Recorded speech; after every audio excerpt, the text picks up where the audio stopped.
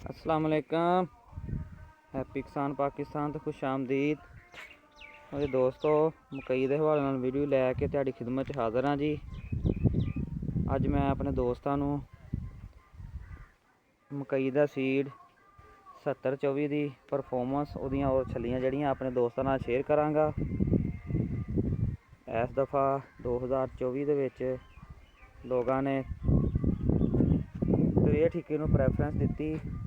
बहुत ही आला चीज़ है 63 और 63 की डिमांड जी काफ़ी ज़्यादा रही और 7024 जड़ा सी वो लोगों ने इस दफ़ा रुझान कम सी।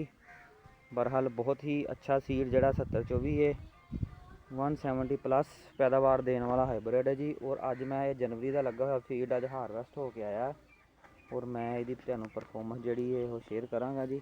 माशाअल्लाह तुसीं देख सकते हो जी, बहुत ही ज़बरदस्त छलियां जड़ियां ने वो इस टाइम पईयां हुई ने और ये यूनीफार्मिटी है और एवरेज जड़ा अच्छा माल है जी। ये तुहाडे सामने है जी।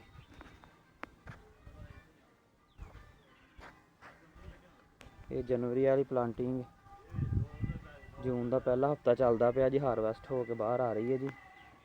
और तुसीं देख सकते हो जी, ये देखो जी माशाअल्लाह।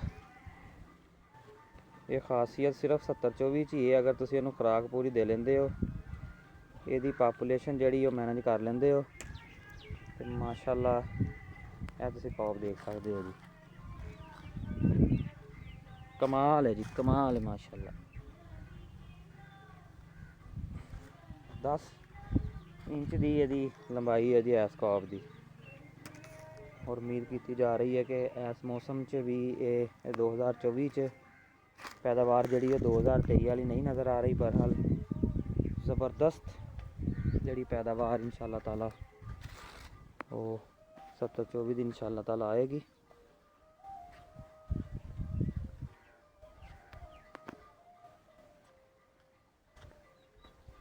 यह भी तुसीं ढेरी देख सकते हो जी।